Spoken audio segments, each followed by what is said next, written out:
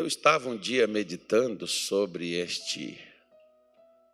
este assunto dessas bênçãos que Jacó, suas mães, quando eles nasceram, né? Filho sempre é bênção para a mãe, filho não é maldição, embora muitos não queiram.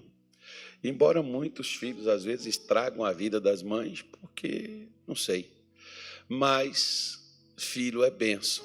E todas essas mães desses filhos de Jacó, quando nasceram, elas pronunciaram algo sobre eles. Mais tarde, quando Jacó chegava perto da sua morte, ele já morando no Egito, ele resolveu pronunciar bênçãos sobre o futuro de seus filhos. Não foi nem acerca deles próprios, mas da própria descendência. Abraão, ele fez isso com Isaac. Isaac fez isso com Jacó, que era para ter sido feito com Esaú. E Jacó fez isso com seus filhos, né, de abençoá-los.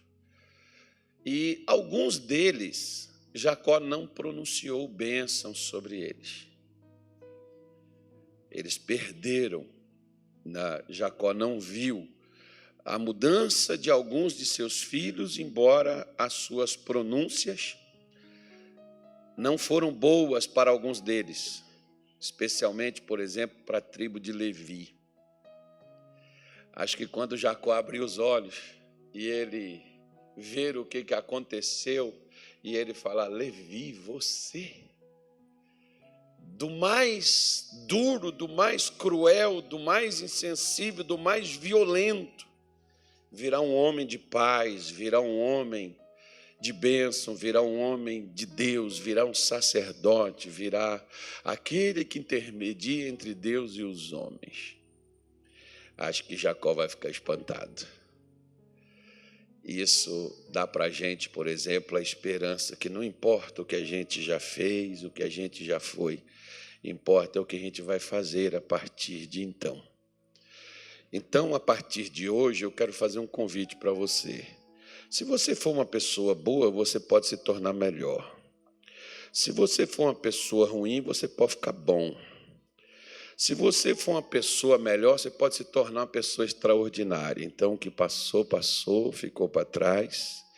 A gente não vive de passado, a gente vive de futuro. Eu quero que cada uma destas coisas que modificou, que mudou, que atrapalhou, que você fique ciente, que você fique sabendo e que você direcione a sua vida para que futuramente as pessoas que viram e conhecem o teu passado possam olhar para você e dizer assim: quem te viu e quem te vê, hein, fulano? Poxa vida, eu jamais imaginei que você se tornaria isso. Pois é. Isso é o que Deus faz quando a gente se dispõe para poder estar nas suas mãos. E uma coisa que eu tenho falado, às vezes eu tenho encontrado muitas pessoas por aí, que embora você veja, por exemplo, que acerca de Simeão e de Levi, Jacó não pronunciou coisas boas, né? Mas eu sempre falo uma coisa: quando você cruza o caminho de um homem de Deus, ou um homem de Deus passa no seu caminho, porque às vezes acontece o inverso. Jesus, por exemplo, cruzou o caminho da samaritana. Bartimeu cruzou o caminho de Jesus, porque ele ficou esperando Jesus no caminho. Então, às vezes, pode ocorrer de uma forma inversa. Às vezes, a gente chega em algumas pessoas e a vida delas é mudada, é transformada. Então, quando Moisés ele passou no caminho do povo de Israel, que eram os seus descendentes, Moisés também pronuncia bênçãos, mudando coisas sobre a vida dos descendentes de Jacó, que já não eram mais os seus filhos com os seus próprios nomes, já eram os seus descendentes. Já haviam se passado muitos anos, que Jacó já tinha morrido, quando Moisés passou no caminho deles. E Moisés pronunciou muitas coisas, uma delas, por exemplo, foi a mudança da tribo de Levi, aquilo que ocorreu. Moisés mudou muitas daquelas situações, daquelas condições sobre a tribo de Levi, mas teve uma tribo que não foi feito nada, e que não foi dito nada, e que nada foi pronunciado. E é perigoso quando Deus se cala acerca da gente, sabe por quê? Essa tribo, ela entrou em Canaã, mas com o passar dos tempos ela foi dispersa e ela sumiu, foi a primeira a deixar de existir. Porque o próprio Jacó, quando pronunciou acerca dessa tribo, ele diz que eles seriam dispersos e não existiriam. Triste, às vezes, é o fim de uma pessoa. Por quê? Não é que a pessoa não teve escolhas, é porque a pessoa não fez as escolhas certas. Hoje é dia da gente fazer escolha. Deuteronômio, no capítulo 30, no versículo 19, ele disse que, acho que não vai ter tela não, viu, gente? Vocês ficam esperando pela Bíblia aí? Eu acho que não vai ter não, mas ele diz assim, ó, Deuteronômio 30, 19, ele diz assim, não é a nossa mensagem não, é só algo que eu quero calçar você aqui. 30, 19. Os céus e a terra tomo hoje por testemunhas contra ti. Olha aqui, ó. Todos vocês são testemunhas contra mim, e cada um que está aqui é testemunha contra o outro. Deus está usando a gente para testemunhar algo inédito que está acontecendo aqui hoje. Os anjos de Deus estão atentos ao que está acontecendo aqui hoje. Muita gente foi convidada para estar aqui, mas não quiseram vir. Elas têm um motivo, não sei. Ele diz que tenho te proposto a vida e a morte, a bênção e a maldição. Escolhe, pois, a vida para que vivas, tu e a tua semente. A escolha minha e a escolha sua vai afetar sua descendência. Seus filhos, seus netos, como as escolhas dos filhos de Jacó afetaram sua descendência. A mesma maneira. A maldição hereditária, escolhas das mesmas formas. Não coloque a culpa nos outros, porque a gente tem oportunidade de poder mudar. Gênesis 49, para a gente poder falar pelo menos aqui de um por enquanto, a cada hora, eu já tenho falado sobre esse pessoal, né? Mas vamos falar aqui pormenores, uns pouquinhos, para a gente poder fazer uma oração também. Diz assim, Gênesis 49, versículo de número 3. Jacó anunciou, chamou seus filhos e disse assim, ó, você vê que ele está falando, ó. Vamos ler o versículo 1, que diz assim, depois chamou Jacó a seus filhos e disse, ajuntai-vos e anunciar-vos-ei o que há de acontecer nos derradeiros Apocalipse aqui, viu, irmão? Vocês que gostam de escatologia, coisas finais dos últimos tempos, não foi só Daniel que falou, não. Jacó está aqui falando o que queria acontecer, principalmente com seus filhos, nos últimos dias. Então ele diz, o que ele falou? Ajuntai-vos e ouvi, filhos de Jacó, e ouvi a Israel, vosso pai. O que ele falou? Rúben, tu és meu primogênito, minha força e o princípio de meu vigor, o mais excelente em alteza e o mais excelente em poder, inconstante como o quê? Como água. Não serás mais excelente, o excelente, porquanto subistes ao leito de teu pai. Então o contaminaste a minha cama quando a ela subiste. Opa, pera lá. Como é que o Rubem nasceu para poder ser excelente, poderoso, forte, corajoso, determinado, o cara para cima? Era o herdeiro do Jacó. Era o primogênito, a força, era o seu vigor, era para ele ser forte, mas Rubem era um fraco. E sabe por quê?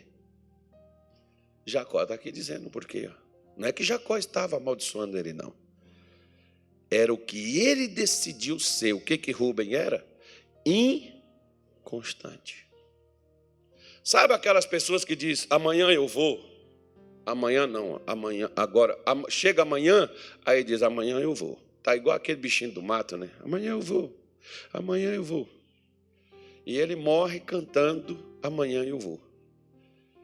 O que Tiago, por exemplo, no capítulo de número 1, ele fala sobre pessoas inconstantes. O que ele diz que o inconstante consegue na vida?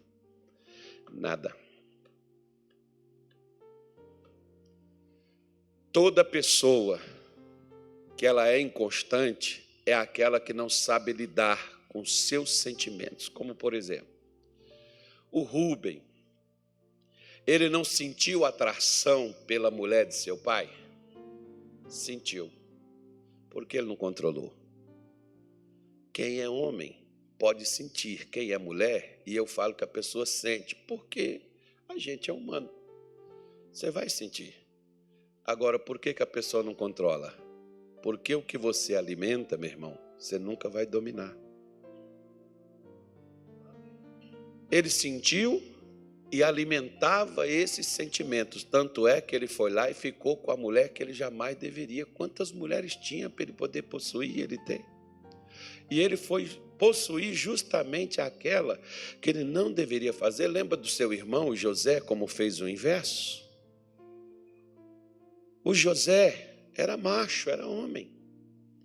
Mas uma vez, procurado pela mulher do Potifar, o José fugiu nu com as roupas na mão dela. Por quê? Porque ele disse, eu não vou pecar contra Deus. E nem contra o teu marido, que me confiou a sua casa e tudo que ele tem. A primeira coisa que o José tinha medo, não era de ter o marido da mulher lá, por ser o adversário, mas era ficar sem Deus. Toda pessoa que é igual Rubem, por exemplo, que é uma pessoa inconstante, essas pessoas, elas nunca colocam Deus em primeiro lugar. Elas colocam apenas o que elas sentem e o que elas querem. É a pessoa que é guiada pelos sentimentos. Às vezes nós perdemos a bênção, por exemplo, porque a gente não sabe controlar o nosso ego. Tem gente que é só receber elogio, acabou a pessoa, ela vira um demônio. Tem gente que, às vezes, é quando alguém te faz raiva, você não controla as suas emoções, você se descontrola, você xinga meio mundo com a boca que você louva a Deus, você fala um monte de palavrão e bobagem, amaldiçoa nas pessoas que é feita a imagem e semelhança de Deus. O que Tiago falou, meus irmãos? Não sai água doce e água salgada da mesma fonte, ou ela é doce ou ela é salgada. Você pode ver que não é Jacó que estava amaldiçoando seus filhos. Ele está falando, Rubem, você nasceu para ser excelente, você nasceu para ser um cara forte, você tinha condições de fazer, e você não fez porque você é inconstante, você contaminou a cama de teu pai. O seu erro, o seu pecado impediu você de ser excelente, impediu você de ser forte, impediu você de ser grande, impediu você de ser o governador. Ele podia ser o governador do Egito, como José se tornou. Como às vezes, meu querido, olha para cá, não é demônio não, tá? Esquece esse negócio que o demônio... Tinha um pastor, por exemplo, lá em Minas Gerais, que ele vivia nas reuniões de pastores, chegava lá e falava assim, pastor, o demônio me enganou. Um dia eu falei com ele, irmão, toma vergonha na tua cara. Não é demônio não, rapaz, é você. Esquece o demônio, irmão. Jesus venceu o demônio, Jesus tirou todo o poder dele, Jesus o venceu. O problema somos nós, por exemplo, que não nos firmamos e deixamos e fazemos aquilo que nós queremos fazer e pronto, e queremos que Deus abençoe, porque eu vou jejuar, vou orar, vou levantar de madrugada, vou fazer um propósito. Meu querido, pare de ficar correndo atrás do vento. Deus tem um propósito maravilhoso. Você nasceu para ser poderoso, para ser grande. Você nasceu para ser bênção, que você não tem dimensão, irmão, do que é. Que Deus te trouxe no ventre da tua mãe. Mas a sua inconstância... Ah, pastor, eu estou de obreiro na igreja. Acho que eu não sei se Deus me chamou para ser obreiro. Então o que você está fazendo dentro da igreja, irmão? Ah, pastor, mas eu não sei se... mas ora você sabe, ora você acha, ora você quer, ora você diz e ora não é. Você não está vendo que Satanás está te enganando?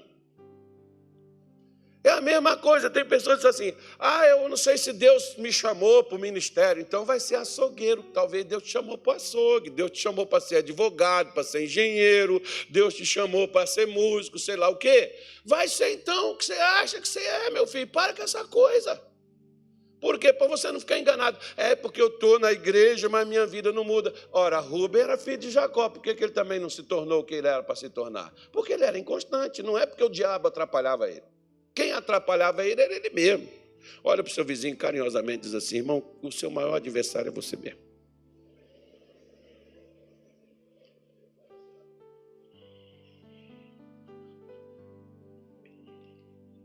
Quando eu cheguei na nossa igreja em 1992, 93, eu cheguei na sede estadual lá em Belo Horizonte. Lá na Avenida Santos Dumont. Na Rua Santos Dumont. No centro de BH. Eu cheguei lá que o pastor me levou para lá para poder ajudar ele. Eu era obreiro de uniforme lá em Valadares. Ele me chamou para ser auxiliar dele e fazer culto para ele em Belo Horizonte. E quando eu cheguei lá, ele me falou umas coisas que eu me espantei. Ele disse assim, você quer ser mais um como esses aí, ó, que estão aqui? Que vem para cá para a sede achando que ficar aqui na sede é castigo.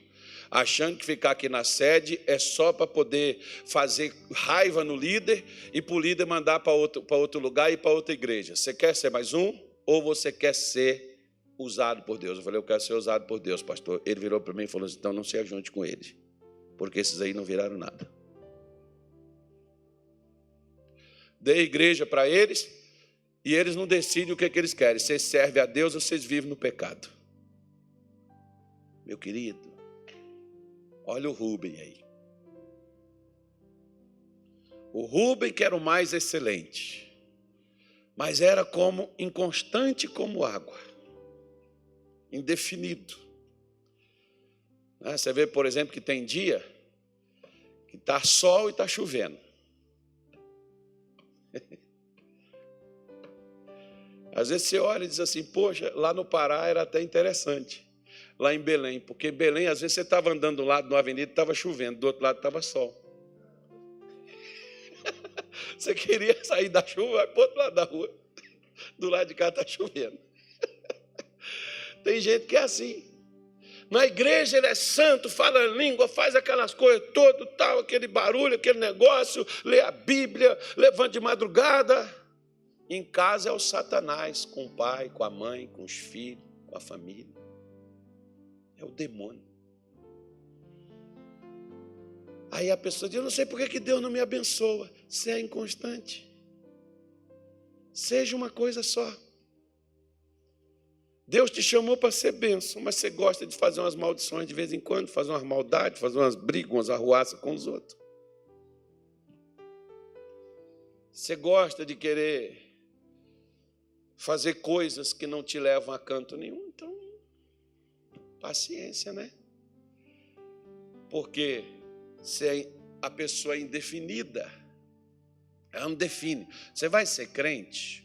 Quando eu me batizei, por exemplo, eu estava na piscina, o meu pastor disse assim, ô Carlos, você promete diante de Deus que o que você já aprendeu com Jesus e o que Jesus vier a te ensinar pelas Escrituras, você fará? Eu disse, sim, Senhor. Ele disse, então eu te batizo para a remissão dos pecados, para que você receba o dom da vida eterna.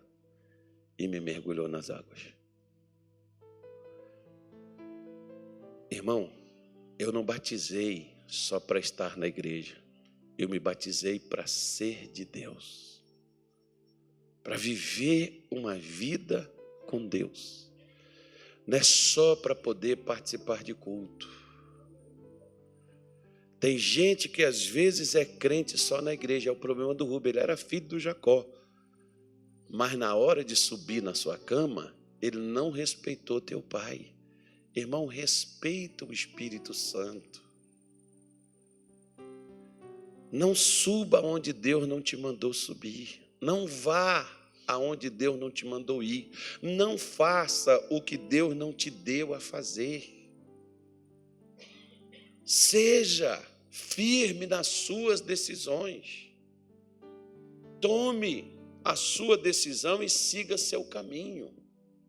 Não seja uma coisa hoje e outra amanhã. Defina o que você de fato quer ser e o que de fato você quer viver. Isso é o que nós precisamos. O Rubem poderia ter sido mais excelente, poderia ter sido mais forte, porque forte, meu querido, não é aquele que tem casa, carro, que ganha milhões de reais. Forte é aquele que não cede aos pecados dos quais ele é assediado por eles. Esse aqui é forte. O salmista, por exemplo, no Salmo 112, ele diz, a sua descendência será poderosa na terra. O que ele está falando de poder? Não é poder aquisitivo somente, como tem pessoas que se importam com poder financeiro. Não, você ter poder é você ter a condição de não se ceder ao pecado do qual nós somos tentados. Jesus não tinha poder só para expulsar demônio. Tem pastor que expulsa demônio. Mas, às vezes, deita numa cama que não deveria deitar. Põe a mão onde não deveria pôr. Fala o que não deveria falar. Faz o que não deveria fazer. Eu sou forte contra os demônios, eu sou forte contra as pessoas, mas eu não sou forte com o pecado.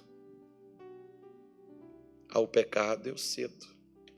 Por exemplo, para a gente poder terminar aqui, para a gente fazer uma oração. Se Sansão tivesse vivo, Gaza não existia mais, né? Não é de agora. Sansão chegou em Gaza e arrancou o portão de Gaza. E levou o portão para o deserto. Acho que foi para o lado do Egito, para lá que ele foi, né? Era o lado que estava aberto para lá. Sansão foi lá e retirou. Forte, né? Nossa, poderoso. 1000 homens chegaram contra Sansão e Sansão conseguiu vencer aqueles 1000 homens com a queixada de um jumento. Não tinha nem as armas que Israel tem. Forte, né, Sansão? Forte. Mas quando veio Dalila, irmão, cadê a força de Sansão?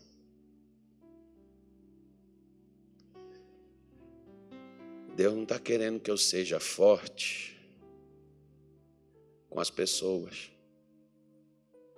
Deus quer que eu seja forte comigo mesmo. Porque quando eu sou forte comigo, eu não cedo o pecado. Eu não me ajunto ao pecado. Esse é que é o forte de verdade. Porque é o que não vai ceder. Se você pegar, por exemplo, José tinha 17 aninhos, um jovem. Acredito eu que José não era, né, um cara assim bombadinho, embora trabalhava tanto, era musculoso. Mas José não tinha 5% da força física que Sansão tinha. Então, se a gente pegar José e Sansão, quem era mais forte? Fisicamente era Sansão, né, irmão? Mas espiritualmente, quem era? Era o José, que na hora do pecado, ele não se deixou vencer por ele. Ele foi forte. Essa é a força que Deus quer que a gente tenha.